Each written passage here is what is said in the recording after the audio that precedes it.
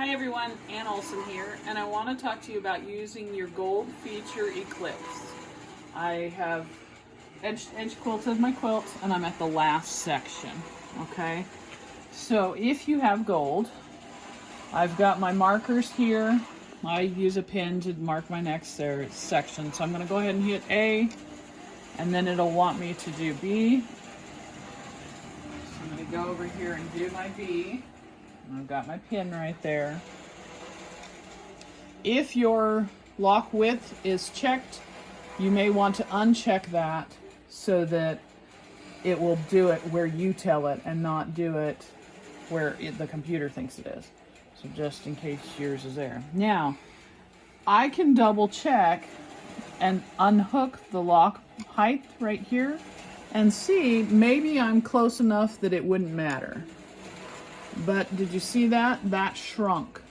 We'll go over here so you can watch it again, because I'll hit the C and we'll see how much it shrinks. So I'm going to hit the C, and oh yeah, that shrunk a lot. So that's really going to adjust my pattern and possibly be noticeable. Some patterns it might not be that noticeable, or if it only went a little bit, it would be no problem. But that went more than what I would say I want. So go back up. You don't have to go back or anything. Just go up here, hit A again. It's going to cancel and reset the whole thing. So now we're back to the normal setting. So I'm going to go ahead and hit A and B.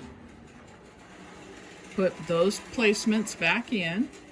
I'm going to just come down in line with my edge and say D. And just place that so that that gets those in place where they are. Like this one looks like it's out a little bit. So I'm gonna put it here. And yeah, it bumped it out just a little bit. That's why I personally like to use 4-point placement. There are other people who like the center and others, but for me, I prefer 4-point. Now, I've got it set, but I know that it's not on. You can also check if you want to by using your marking tool. Let me go back out because I did that pretty quick. Marking tool is up here in your plugins. It's right here and it says marking tool. And so I can mark and draw. I need to remove all just to clear the screen there. I can add a mark here. And this would be another way to check. Okay, see, it is cutting off some.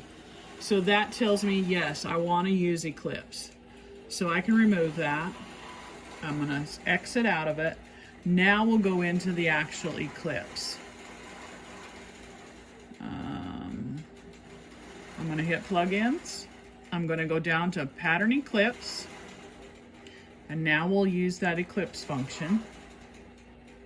Here's the screen. We've got add and remove nodes, basically these little buttons that we're going to add and points. So let me just add one right here.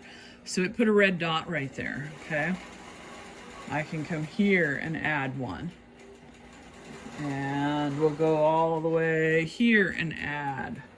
So you just keep adding. Now if you happen to hit one, oops, I hit one down here, you can use your remove button to remove one, okay? So that helps you get rid of it. Now I've removed that many. We're gonna add one. I wanna show you while we're here. I'm gonna go up a little bit. Okay, now I can get rid of just that by hitting this button and it'll get rid of that one, okay? So play with your buttons in there, see what they do. Don't be afraid of it.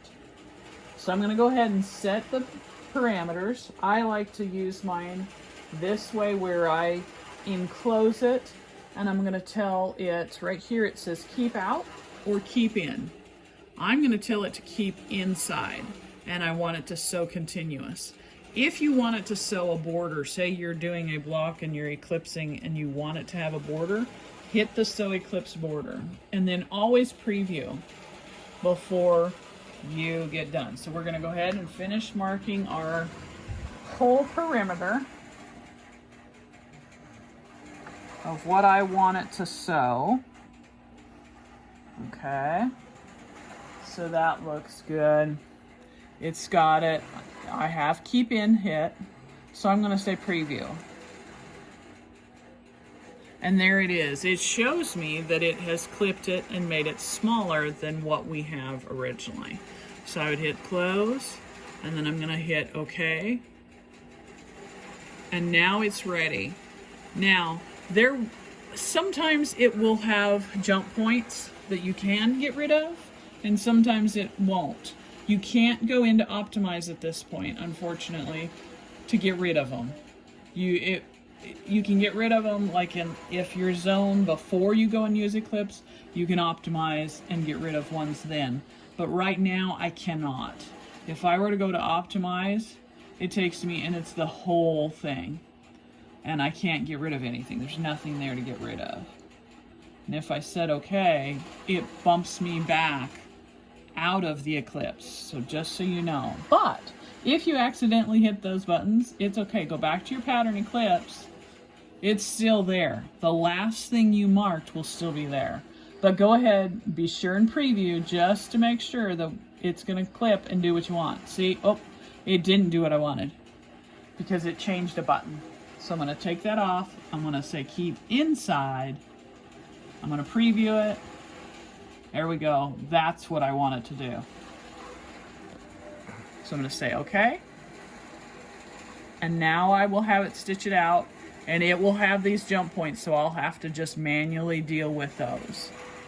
So I'm going to move it over close to where it's going to start. And I'm going to have it pull the bobbin. I like to use the single stitch and take that stitch myself rather than having the machine do it. You can have the machine do it if you prefer. And then I tell it to sew. And then it's going to take the tie-off stitches that I have programmed in there.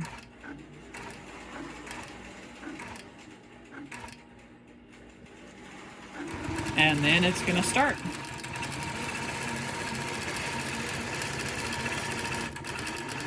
And it's going to sew. And it looks like it'll actually sew for quite a while. So that's how to use your Eclipse feature. We'll talk to you later, everybody. All right. Tell them about your shirt. Oh, this is a shirt I made a sewing retreat this last month. So. Okay. Talk to you later, buddy. Bye-bye.